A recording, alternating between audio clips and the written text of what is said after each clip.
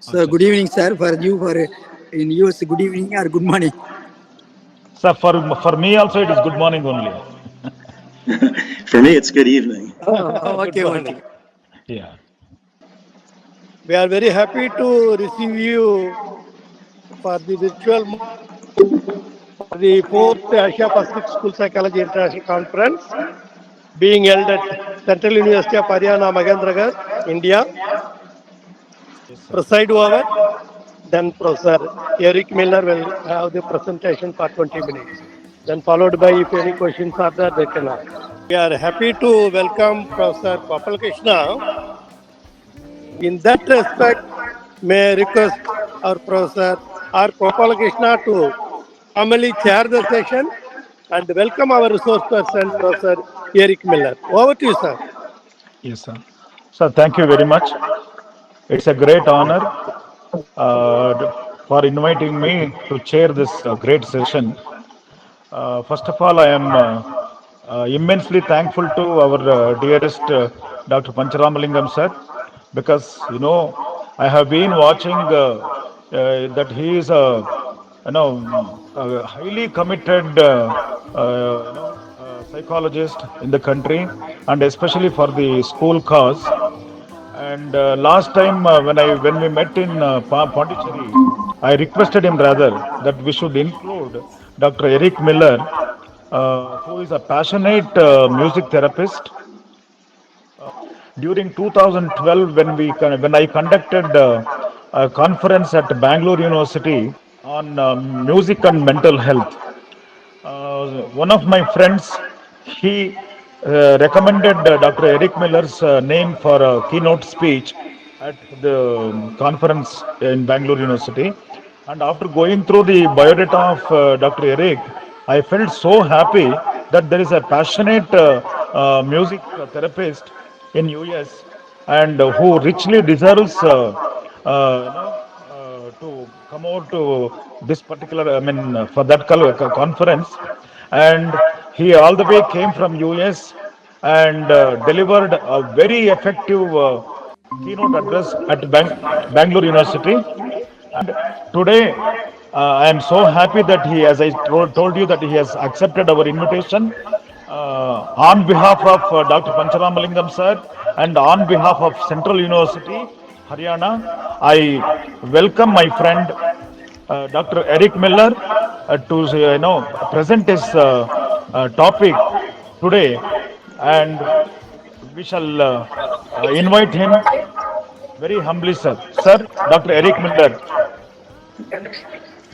Thank you very much. And it is my great pleasure and honor to be with you here today from Mexico. And first, I'd like to thank the conference team, Professor Kumar, Professor Ramalingam, Professor Yadav, and Professor Sunil Kumar.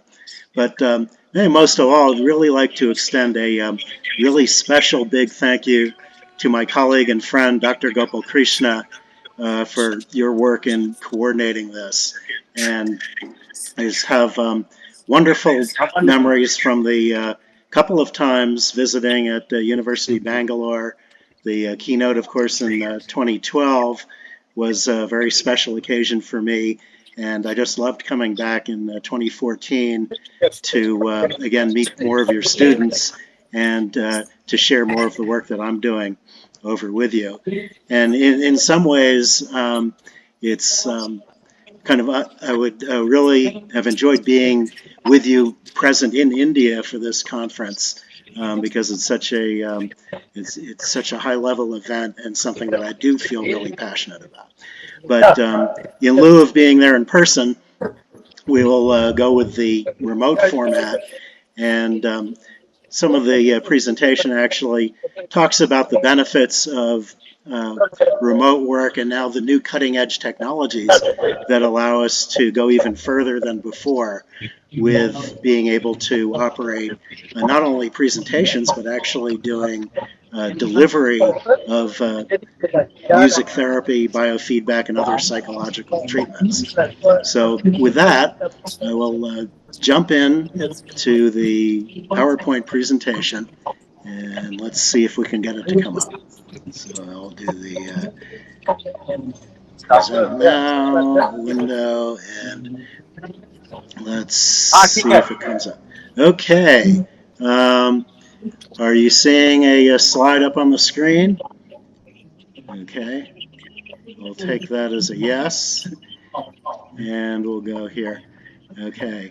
And just give me a confirmation that you're seeing a full screen slide. Yes, sir. We are able to see. Perfect. Perfect. Okay. So today we're talking about virtual reality in art and music therapy with biofeedback and contributions to sustainable goals, which is one of the themes of this conference. So here we have virtual reality that has rapidly evolved as a tool for psychological intervention, and it allows us to create immersive and interactive environments. And I was inquisitive about ChatGPT, and I've discovered that it takes a lot of very fine or refining of questions to be able to get good data from ChatGPT. But I was in fact able to get some very nice quotes, and it even wrote a poem for us, which I didn't actually. I was planning to include in this, but didn't quite make it into the final presentation. So within the context of music therapy, biofeedback, and the expressive arts therapies, virtual reality delivery may be beneficial in the treatment of addictions, depression, learning disorders, affective disorders, anxiety disorders, phobias, pain management, migraine headaches, and trauma, among others. The use of virtual reality, augmented reality, and mixed reality, and other remote engagement technologies, such as Zoom, can contribute to sustainability in a number of ways. And most of them are related to the first one on the bullet list here, reduced travel. But we also have increased efficiency, increased access, reduced waste, and reduced energy consumption. We must also, however, be mindful of what is lost by remote engagement. And I have here a picture of miscommunication. And the answer, of course, is that we're missing that human piece, the human connection, when we go remote and we go totally virtual. So reduced travel. One of the most significant environmental impacts of professional activities is travel in terms of carbon emissions associated with air travel and energy used in transportation. By using virtual reality and remote technologies, individuals and organizations can greatly reduce the need for travel and thereby reduce the carbon footprint. Increased efficiency. For example, virtual meetings and trainings can be conducted in real time without the need for travel and reduce the amount of time required for these activities and thus increases the productivity for the individuals involved. VR and remote engagement technologies can also help increase access to education, training, and health services for people living in remote or underserved areas. Reduced waste.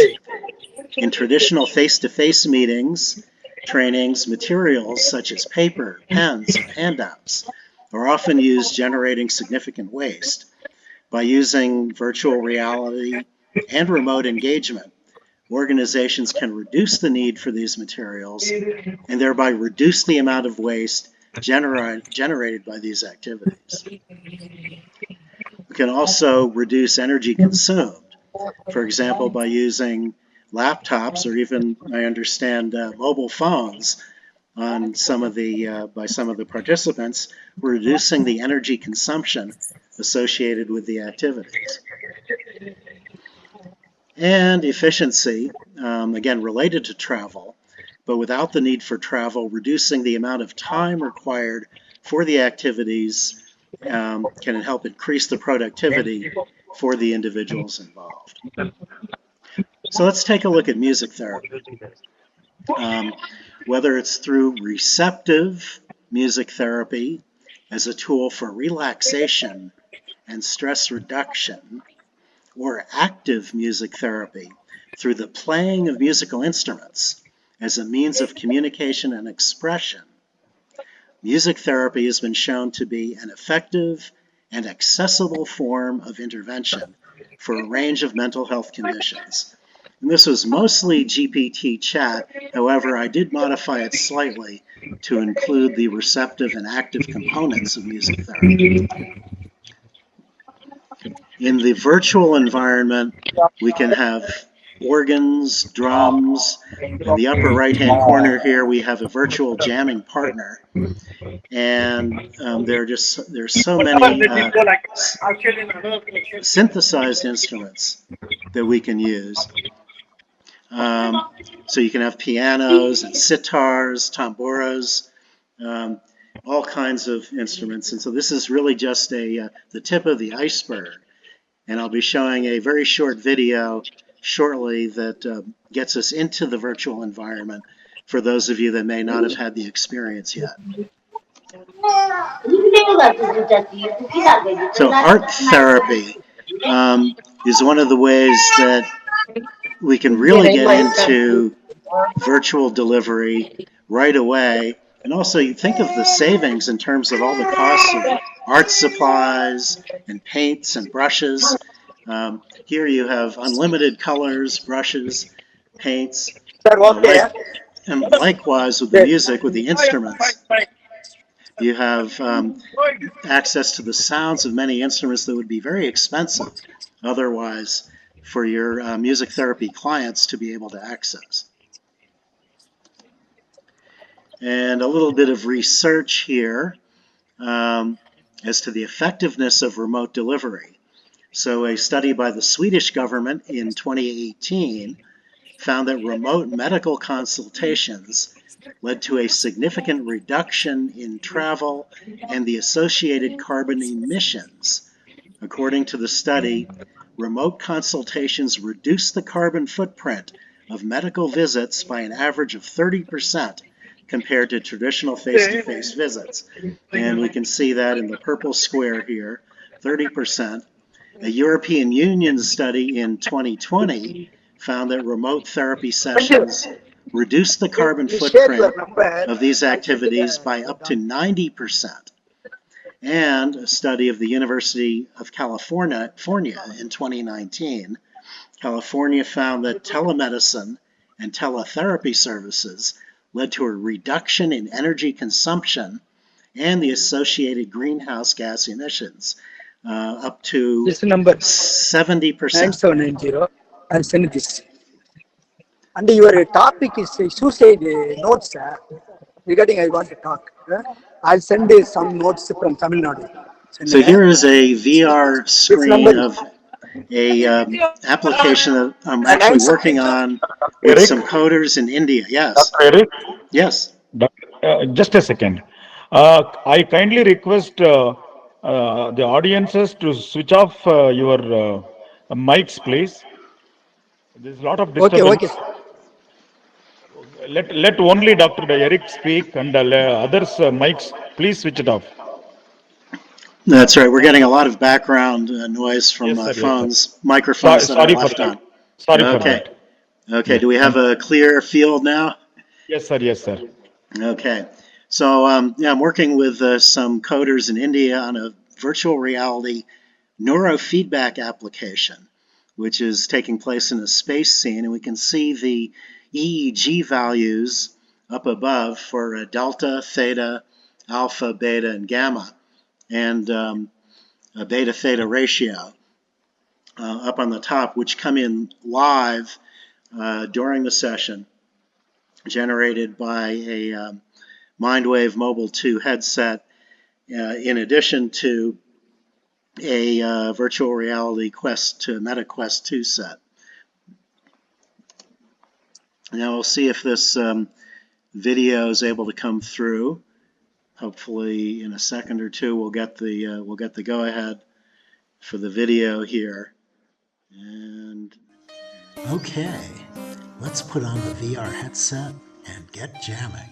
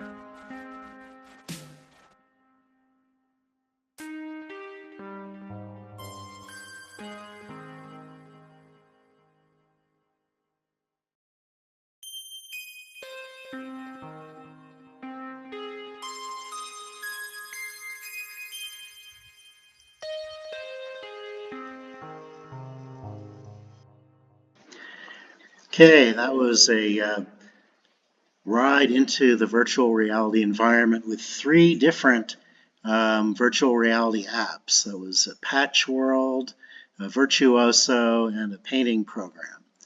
Now, I think it's also important to acknowledge that while virtual reality has many benefits, it is not without risks. And some of these risks include technical challenges, vestibular sensitivity, which I myself have been dealing with for quite some time now, and I'm very grateful to be able to join you today.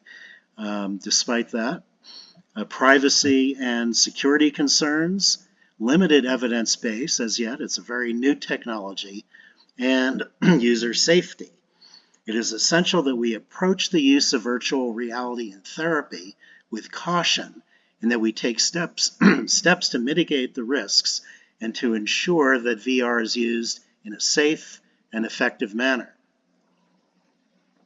So in summary, virtual reality as a platform to deliver biofeedback and music therapy and art therapy are just 2 of many potential game-changing areas of research and practice that hold great promise for the future.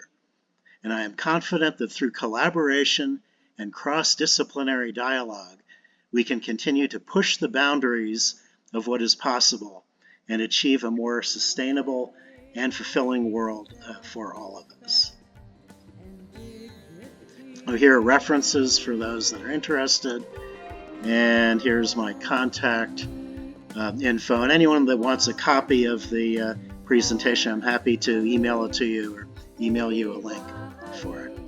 So that's the presentation, and I am more than happy to, again, answer your questions by email or WhatsApp. And it's such a pleasure and honor to be here with you today. And once more, I'd like to thank Dr. Gopal Krishna for your work in coordinating this, my friend and colleague. Thank you so much.